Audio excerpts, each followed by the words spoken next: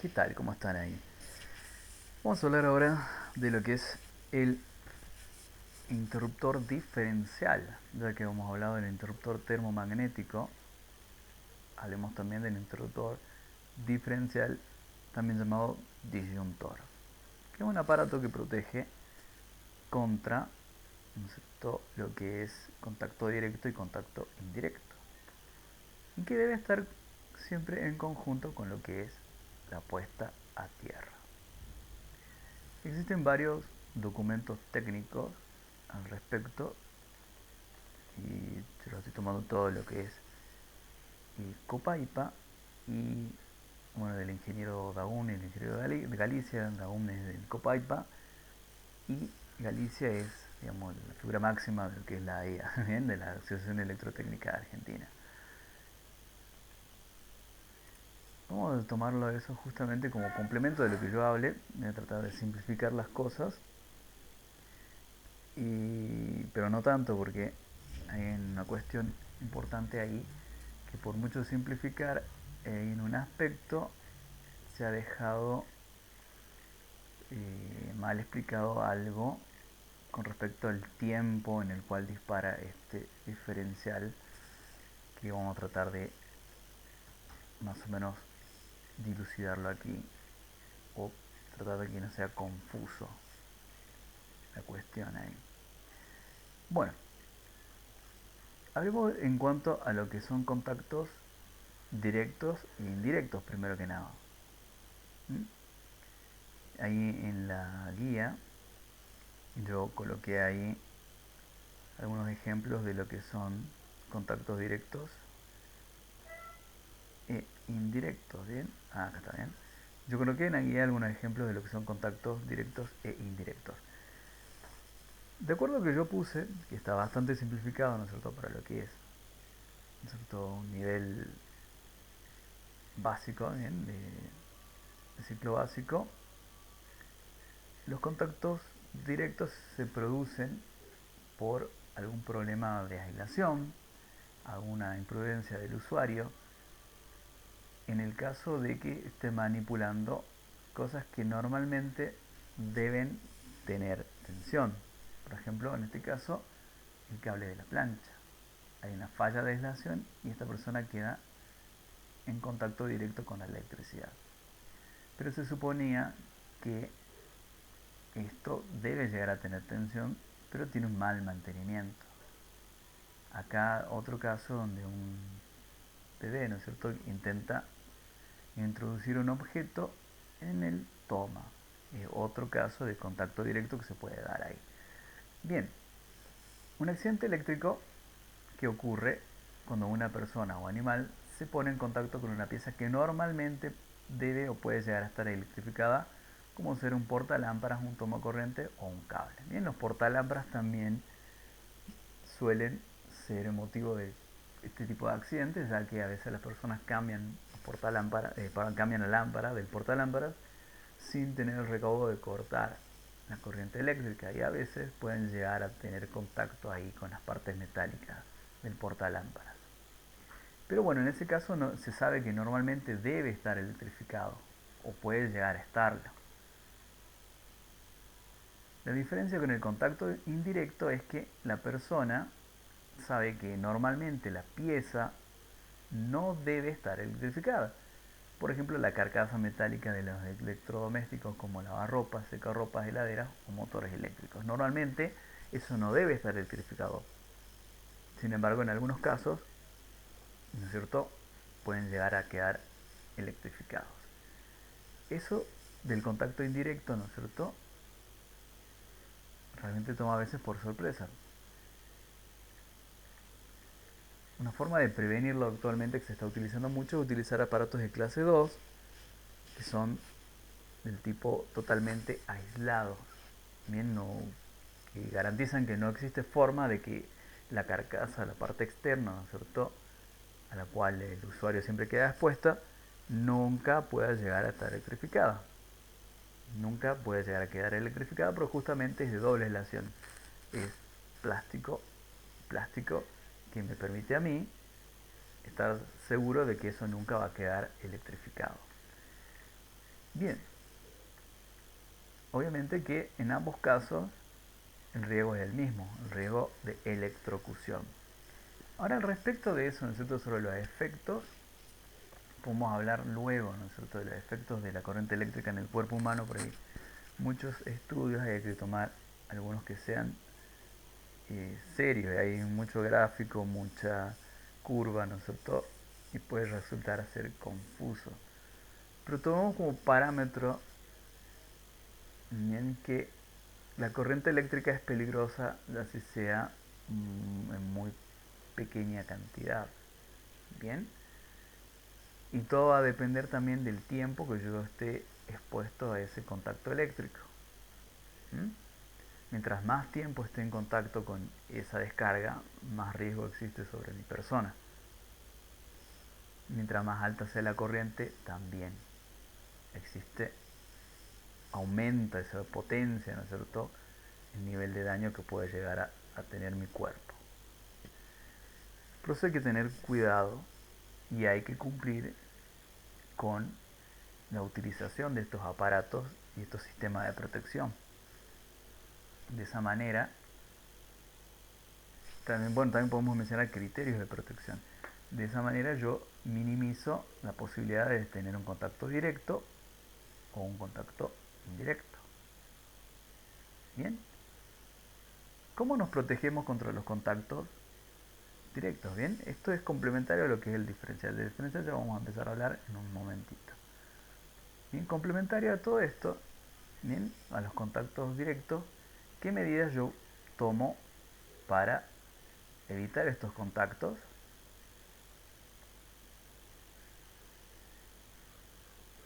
Las medidas que yo debo tomar es mantener justamente la aislación. Son ejemplos o malos ejemplos, ¿no es cierto?, de posibles contactos directos. ¿Mm? Bueno, hay que evitar que todas estas partes que están o pueden llegar a estar electrificadas queden a la vista y acceso de la persona. Bien, fíjense esto y toma como está, ¿ven? Con un palito ahí le han enganchado el cable. O esto como los cables están a la vista, o esto también como los cables están a la vista, o esto que incluso ahí cerca de la escuela donde doy clase hay un poste que está en este estado, con el riesgo que eso conlleva. ¿Mm? En un contacto directo, fíjense en acá, la descarga eléctrica se realiza sobre el cuerpo de la persona y va a tierra a través de los pies o alguna otra parte, ¿no es cierto?, que yo esté en contacto, que derive a tierra, por ejemplo, la mano contra la pared, por ejemplo, puede ser otro caso.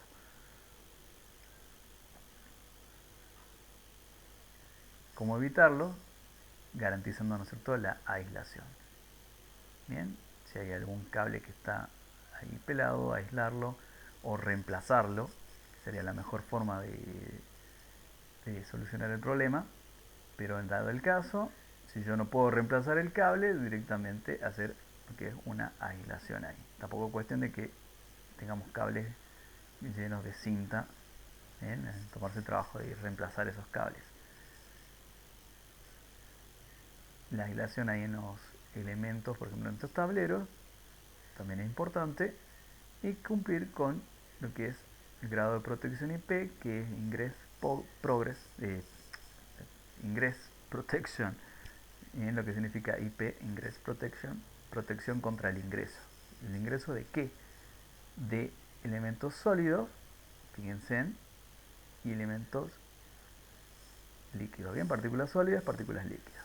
Líquido y sólido.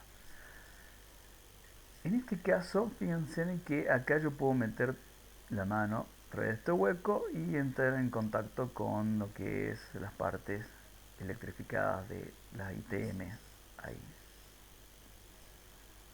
Por otro lado, esto al ser metálico tiene que tener una conexión a tierra para garantizarme la protección contra el contacto indirecto. Pero bueno, en cuanto al contacto directo, esto está mal. Yo puedo meter la mano tranquilamente por ahí. Este está perfectamente sellado y no permite eso, que yo ingrese alguna parte de mi cuerpo hay en el interior donde están las partes electrificadas del tablero. Bueno, esto después vamos a hablarlo con mayor detenimiento, pero lo vamos a dejar ahí para visualizar de cómo la protección, a medida que el número se va haciendo más grande, la protección es mucho más alta. En la parte sólida y en la parte líquida también. Mientras más alto es el número, mayor es la protección. Y siempre se habla de dos cifras y puede existir una letra adicional, pero normalmente con estas dos cifras el fabricante nos dice qué tan protegido es el gabinete, ya sea del tablero o de nuestro nuestra herramienta, electrodoméstico o lo que sea que estemos utilizando ahí. Mientras más alta sea esa cifra, quiere decir que es más hermético, es más protegido contra el ingreso de cosas externas, sólidas o líquidas. Bueno, de esto no vamos a hablar mucho, voy a hablar del gabinete de tablero, después podemos ver un ejemplo, ejemplos y malos ejemplos.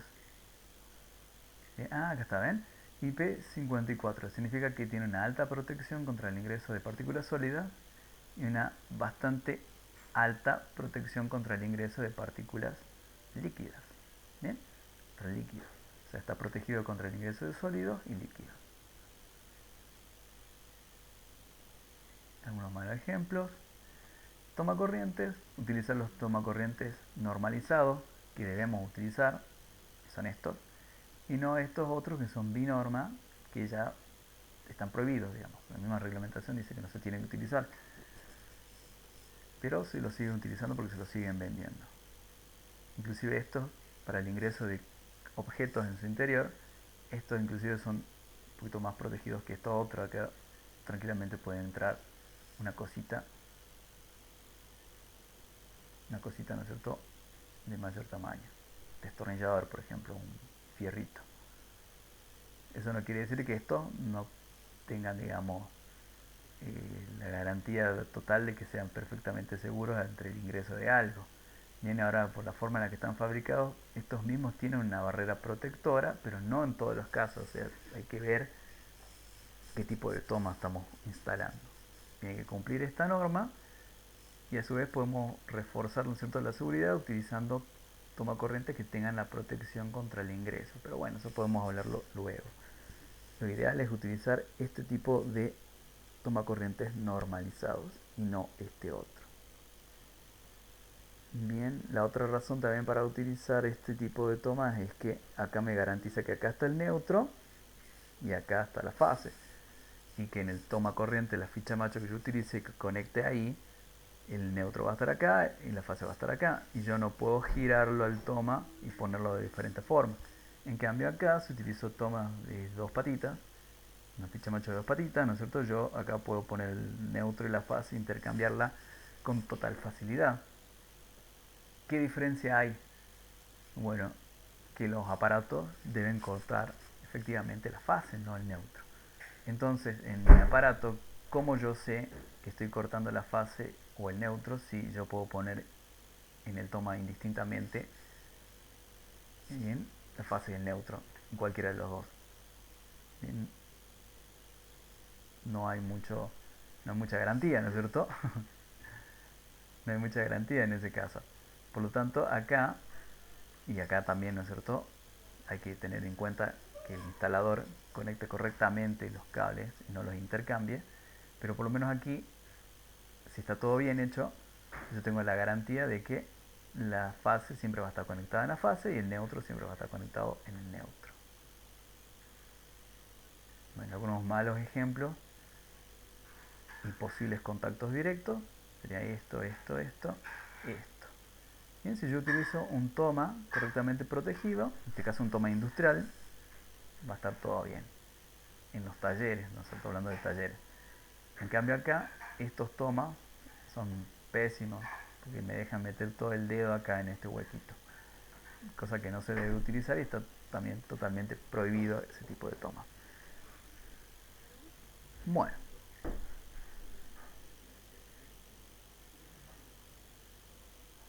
Veamos acá esta parte. Cómo está todo esto.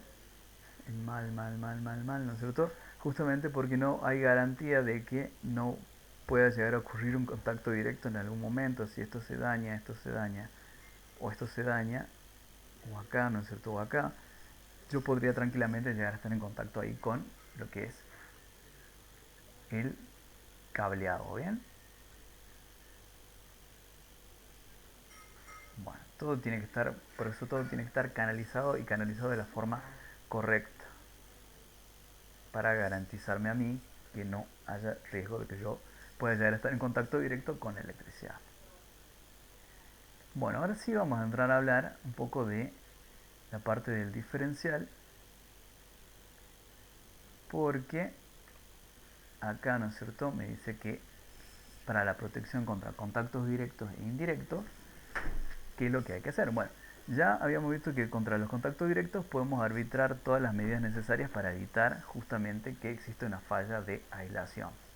Bien, la protección contra contactos directos consiste en tomar todas las medidas destinadas a proteger a las personas y a los animales domésticos y de cría contra un posible contacto con las partes normalmente bajo tensión de la instalación, en ausencia de defecto, o sea que si no existe falla alguna, yo no tengo por qué electrocutarme. ¿Bien? Es decir, que la protección contra los contactos directos es la protección contra los choques eléctricos en ausencia de falla. Cuando en una instalación se produce un contacto directo es porque ha habido una imprudencia del usuario o porque no se ha protegido adecuadamente la instalación, con alguna de las llamadas protecciones básicas: aislación, envolventes y barrera. Bien, en ciertos circuitos, la reglamentación AEA impone la obligación de aumentar la protección contra los contactos directos utilizando una medida complementaria que es el interruptor diferencial con una corriente nominal de fuga de menor o igual de 30 mA. Los 30 mA, bien, los fabricantes nos entregan aparatos cuya corriente nominal de fuga los hay de 30 mA y de 300 mA. Se considera que estos de 30 mA son aptos para la protección del ser humano, bueno, o de los seres vivos, podemos hablar en general, y los de 300 mA serían aptos para la protección contra lo que son fugas que pueden llegar a producir incendios en las instalaciones. Ahora, sobre esta corriente eléctrica, yo no voy a hablar mucho porque justamente se dice que esta corriente eléctrica es una corriente límite o umbral en la que yo como ser humano puedo llegar a sufrir un daño. Pero hay una documentación ahí del ingeniero Galicia, que es la figura más importante de la AEA, en donde se dice que eso está mal interpretado. Y en cierta forma, o mejor dicho, en cierta forma sí, nosotros en algunos casos hemos mal interpretado eso. Y en realidad hay que ver en esta cuestión, ¿no es cierto?, la curva de disparo del diferencial. Y es una cosa un poquito más compleja, pero no imposible de ser interpretada. Bien, pero tomémoslo como que es una corriente bien mínima que va a detectar el diferencial y que va a permitir que ese diferencial dispare. Bien, una corriente de umbral, una corriente que va a hacer que el diferencial haga su trabajo y en sí me proteja a mí. Obviamente que también hay que tener en cuenta que el disparo del diferencial es rápido, bien, en el orden de los milisegundos. Hay una determinada cantidad de tiempo que va a pasar para que se produzca el corte, pero ese corte va a ser en el orden de los milisegundos, va a ser rápido. Y eso también hay que verlo ahí en la curva de disparo del diferencial. Pero bueno, bien, no vamos a entrar a hablar mucho de eso. Acá, en este documento, que tiene mucho texto y hay que leerlo, hay que interpretarlo, habla de que es una interpretación errónea que se diga que esa corriente de 30 mA es una corriente, sobre todo, que puede llegar a tolerar el cuerpo humano durante cierta cantidad de tiempo, sino que es más bien un umbral para el funcionamiento del diferencial. Bien, en los textos se indica con total ligereza que el cuerpo humano puede soportar 30 mA durante 30 milisegundos, lo cual es erróneo, dice él. Que es erróneo que ese valor está utilizado para determinar los sistemas de protección de instalaciones eléctricas. Se agrega también algo erróneo, como que esa es la razón por la cual los fabricantes producen interruptores diferenciales que actúan en tiempos de 30 milisegundos o menos y están recorridos por corriente de 30 mA. Falso. Y también es falso lo que se ha transcrito en el párrafo anterior, ¿no es cierto? Eso de que el cuerpo humano soporta corriente de 30 mA durante 30 milisegundos. Ok. Es erróneo pensar así porque justamente hay que ver los ensayos que se han realizado y hay que interpretarlos. ¿Mm? Así que lo ideal sería pensar que esos 30 mA de corriente nominal de fuga del diferencial es una corriente umbral a partir de la cual, ¿no es cierto?, va a ser un disparo el diferencial.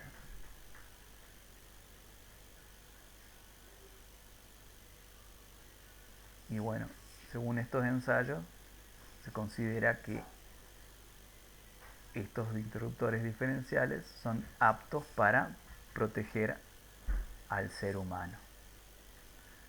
Bien, ¿bien?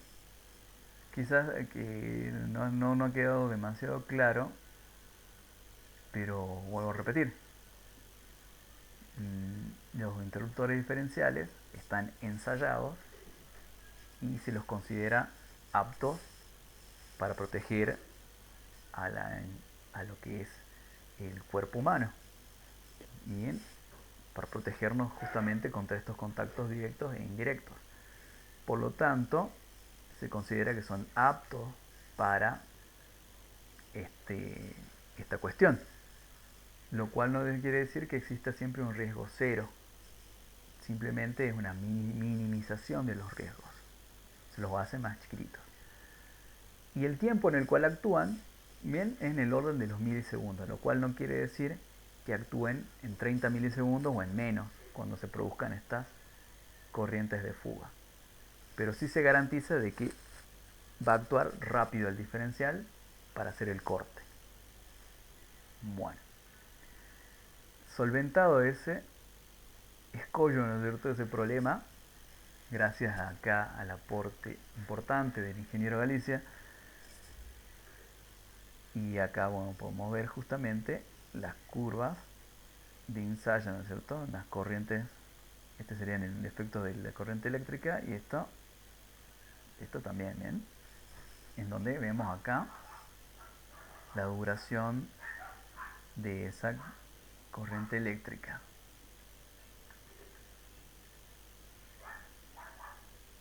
Entonces hay que leerlo esto, ¿eh?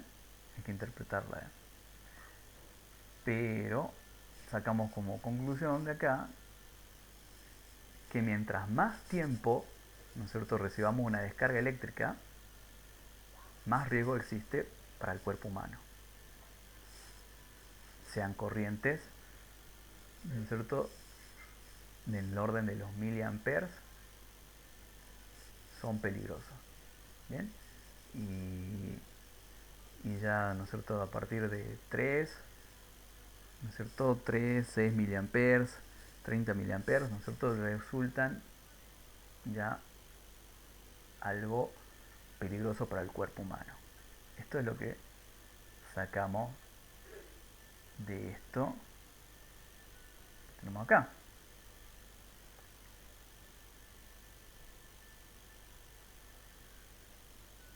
Y recordad que no todos los cuerpos son iguales, algunos pueden llegar a tener resistencia mayor a estos efectos que otros. Así que en síntesis, ¿qué podemos decir? Estos interruptores diferenciales que nos venden son seguros, sí, porque están aprobados por normas internacionales y por normas nacionales.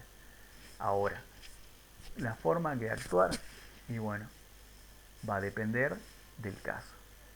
¿Mm? ¿Reducen los riesgos? Sí, reducen los riesgos. ¿Hacen que los riesgos sean cero?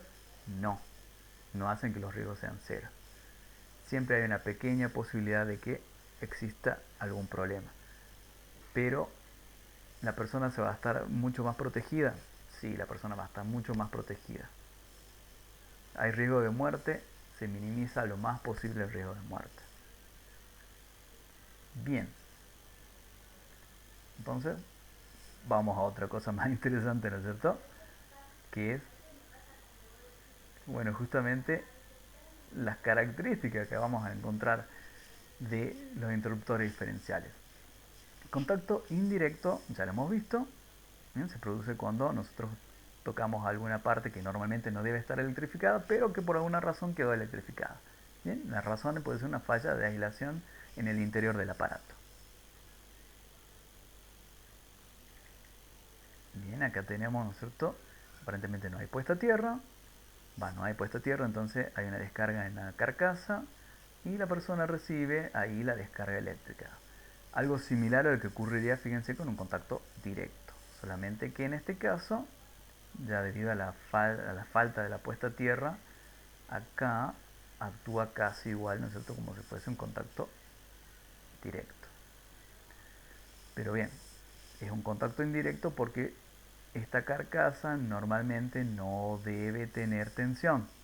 Bien, y yo toco pensando en que no debe estar electrificado y sin embargo lo está por un problema. ¿Cómo evitar los contactos indirectos? Bueno, también, ¿no es cierto?, evitando todas las medidas necesarias para obtener la máxima aislación posible, utilizando cosas, ¿bien?, de clase 2, plásticas, ¿bien?, que minimicen el riesgo de ese contacto indirecto, y utilizando interruptores diferenciales combinados con instalación de la puesta a tierra. Bien, la puesta a tierra tiene que ser adecuada, con una resistencia como mucho de 40 ohms, de eso vamos a hablar después. Utilizando, bueno, estos aparatos clase 2, este es el símbolo, ¿no es cierto?, de la doble aislación o clase 2. Y bueno, características de los diferenciales que podemos observar acá. La norma IEC, de los interruptores diferenciales es 61008, así como la de los ITM era 60898, esta es 61008.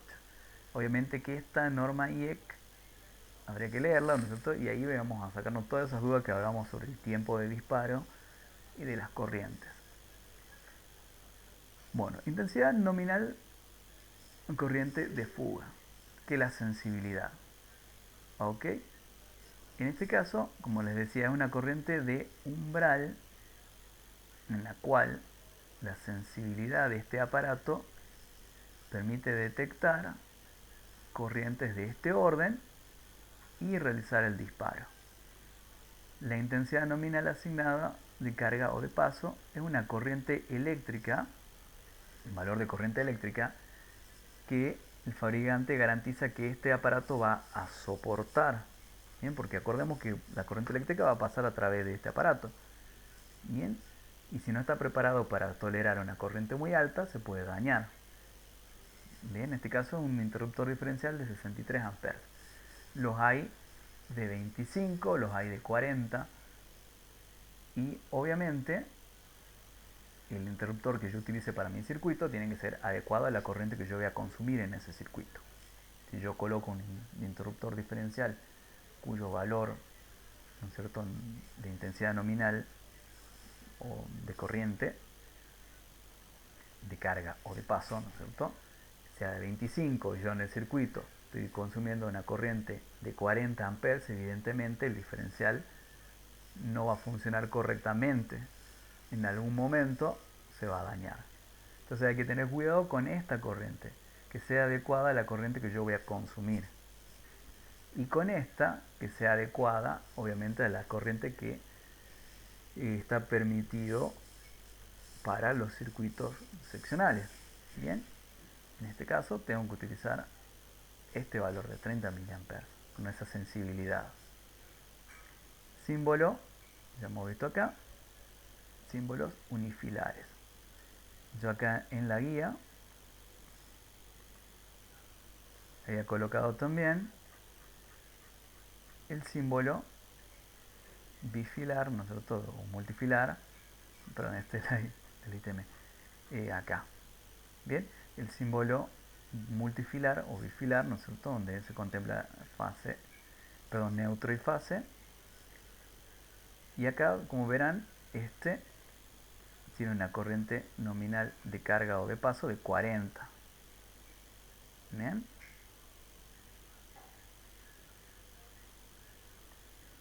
Y acá, bueno, este es el mismo ejemplo que habíamos visto anteriormente, y donde hay una corriente nominal de 63 y una corriente nominal de corriente de fuga, ¿no es cierto? De corriente de fuga de 30 mA. Acá 4 indica la cantidad de polos. Este símbolo unifilar simboliza un interruptor diferencial de 4 polos, tetrapolar.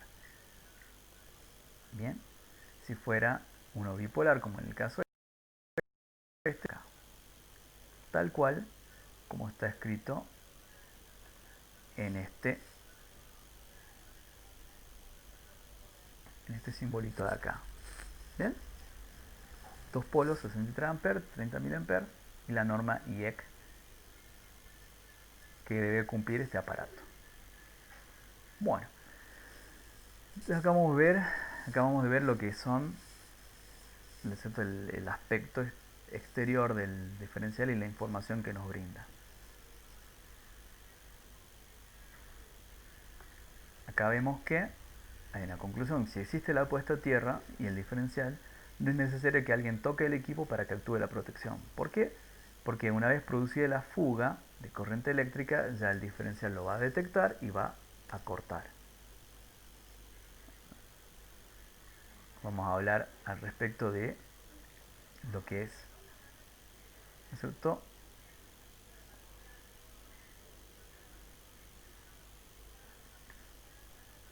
Bien, para circuitos terminales, ¿no es cierto?, que son los circuitos derivados, ¿no es cierto?, de todos los tableros seccionales ahí, que son las tomas, luces, motores, bombas, la sensibilidad debe ser de 0,03 o bueno, 30 mA, y son obligatorios.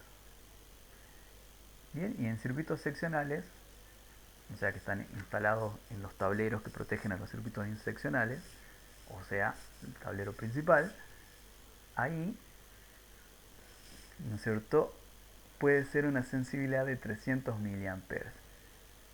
Y esa finalidad, ¿no es cierto?, es proteger justamente contra los incendios. Bien, en general, los diferenciales también pueden, todos los diferenciales van a proteger contra este riesgo de incendio por corrientes de fuga. Pero este de 300 mA puede ser tomado como algo de cabecera para la protección. Por ejemplo acá, bien, puede existir acá el tablero principal y cada tablero seccional que protege, ¿no es cierto?, los circuitos de estos terminales de iluminación o de toma corriente. Ahí tenemos nuestros diferenciales de 30 mA. Por otro lado, puede darse el caso, y eso también lo vi en una escuela, que tenemos un interruptor diferencial de cabecera de 300 mA que protege, bueno, todo lo demás.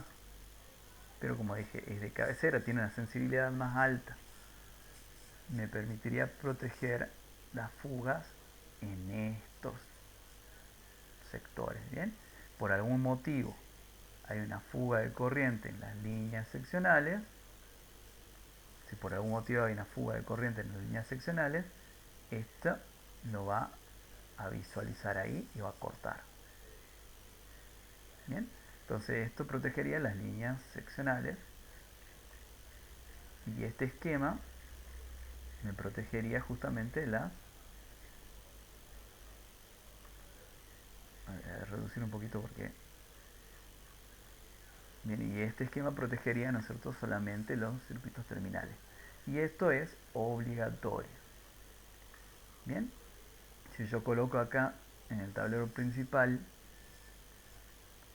el diferencial, quiere decir que estaría protegiendo también la línea seccional y podría utilizar uno de hasta 300 miliamperes. Lo cual quiere decir que no hay ningún problema en que yo coloque acá un diferencial de 30 miliamperes y que proteja el resto. ¿Mm? Pero sí es fundamental que yo en estos tableros seccionales coloque dispositivos de protección diferencial. Bueno, esto es muy importante. Bien, que exista.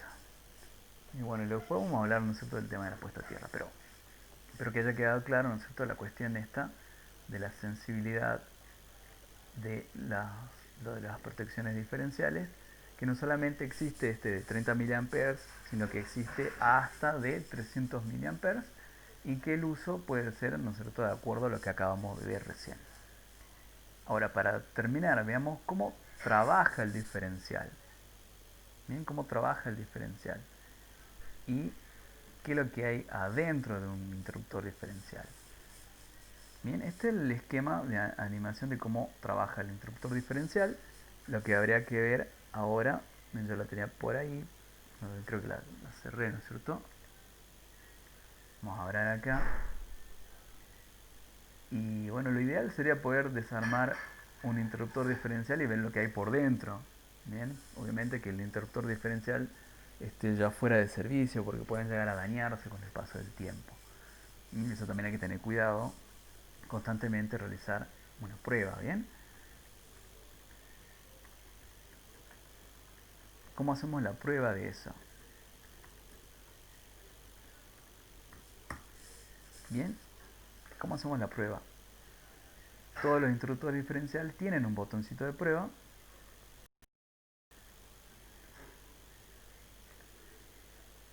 Bien, este es el botoncito de prueba. Cuando yo toco este botoncito, el diferencial debe dispararse y abrir el circuito. Si yo toco acá y veo que no pasa nada, es porque algo está fallando allá adentro y es mejor reemplazarlo al diferencial. Bien, bueno, mientras más viejo sea el aparato, más hay que pensar que puede llegar a necesitar un cambio. Hablamos de 10 años, por ejemplo. Bueno, vamos acá.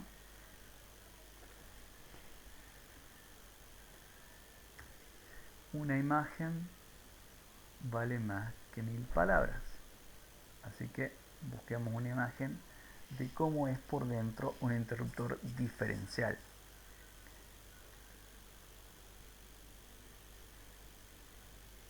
Si es un video, mucho mejor, pero bueno, con que tengamos una imagen podemos ir explicando las partes que hay en su interior.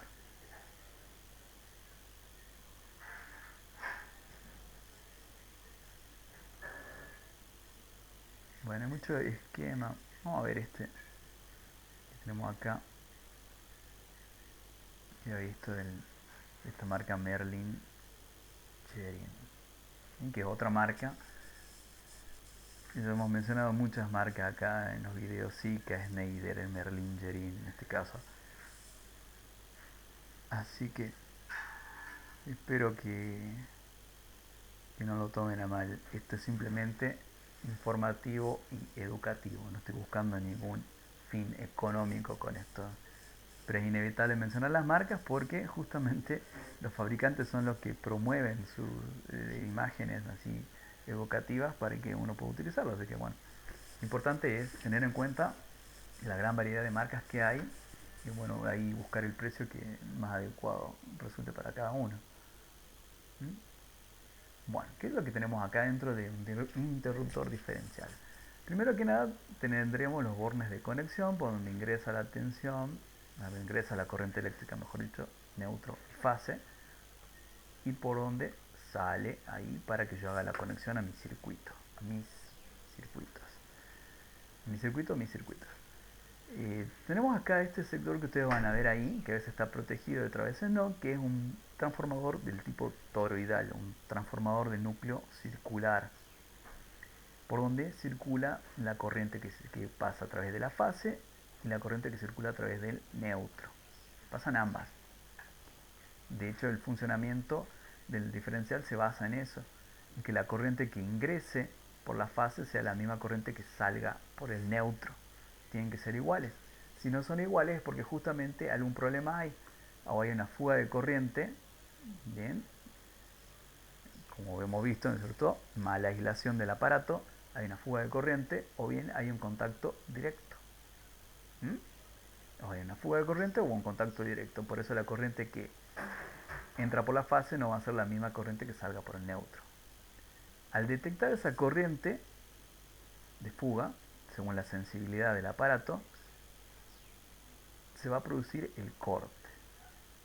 O bien cuando yo haga la prueba ahí, se va a producir ahí el corte. Bien, entonces acá como otras partes tenemos el pulsador de prueba, bien, que tiene ahí una resistencia con la cual hace el testeo ahí. Tenemos una llavecita que es para encender y apagar el aparato.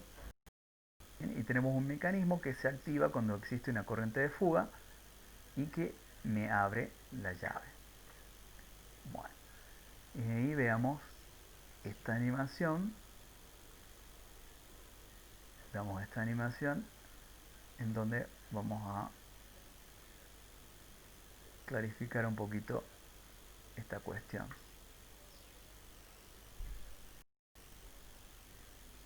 Bueno, ahora bastante lento todo esto, voy a querer guardar la imagen. Y ahora esto de acá.